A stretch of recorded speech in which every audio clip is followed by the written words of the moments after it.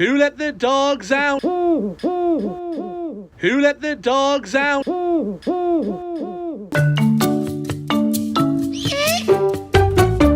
Hello there and welcome back to the channel and to this week's Owl Diary. I'm going to talk a little bit in a moment about our birds like Ollie the owl here and dogs and how they respond when they see dogs on display and things like that. But first I want to point out why I look rather hairy and furry on the chin here. Well, I'm actually in a production of Jesus Christ Superstar that's taking place this week and next week at the Ripon Arts Hub. Yes, I'm a bit of an Amdram type on an evening sometimes, and I'm playing the part of Simon, so I have a lovely song to sing, but that's not why you're here. You're here to learn about owls, and Science said a little bit of information about the owls and how they are with dogs. So essentially, we hand rear the owls from a very young age, and one of the good things you can do when hand rearing is to introduce that bird to anything that it may need to be used to when it's a bit older. That could be things like fun fairs and vehicles travelling, crowds of people, and that sort of thing. That's very easy to do because you've always got lots of opportunities during the year when hand rearing an owl. But dogs, maybe not quite so easy. Even if the person hand rearing the owl has their own pet dog, it's a certain species of dog, and the owl may be very used to that dog and not necessarily used to others. If we use Ollie as an example, I've had Ollie, the eagle owl, since he was 2 weeks old, and here's a picture, if you like, evidence of such, of us letting him get near to a dog when he was younger.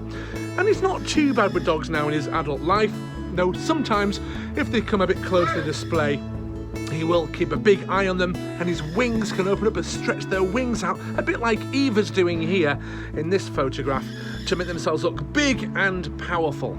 Funny enough, that picture of Eva was when she was about 6 months old, and that was taken when she first saw a red-tailed hawk. It's a very different bird, and for a moment there she was a bit concerned about it. Our other birds respond differently to dogs depending on the size of the dog, how fast they might be running and things like that.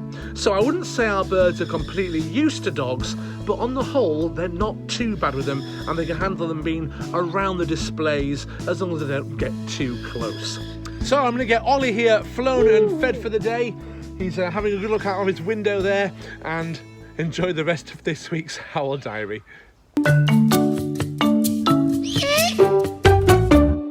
Well, it's another day and another event, and I'm here inside a snake vivarium.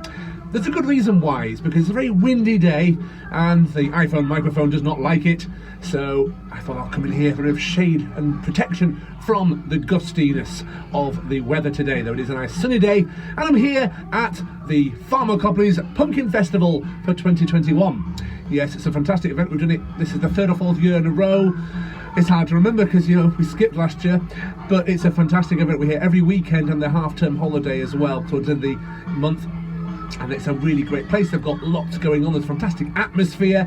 There's a little mini fun fair. There's places to eat and drink. We've got our bird of prey display. We've got a few exotic animals like Boris here, the boa, in his vivarium. We can hold him if they wish to, have him on the neck, for example. And we also have a little stage. It's a kind of a truck decorated beautifully, and we do 3 little flying demos a day on there. Not really the sort of place you can fly a falcon, but a barn owl or Harris hawk, not a problem at all. Flying from the stage to the trees or even the rooftops of the little huts they've got and back to the hand and things like that. I will be doing a proper good old-fashioned special video on this event later in the month. It'll be an Owl Diary special towards the end of October, sometime around Halloween, and I'll showcase a lot more of what we're doing here every weekend in that particular video. But right now I think it's time for the falconry term of the week. The falconry term of the week. So this week's falconry term is the word soar. Now, this is when a bird of prey is flying and it uses the wind and even just the gliding ability of its wings to momentarily glide around. And this, of course, doesn't use any energy. It's a nice little energy saver whilst you're up in the air.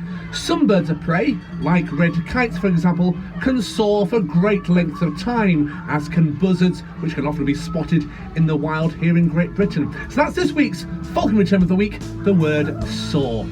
Right, I'm going to get my head out of this vivarium, it's actually quite warm in here, and get on with the day. Hope you've enjoyed this week's Owl Diary, and we'll see you next week for the next instalment. Thanks for watching.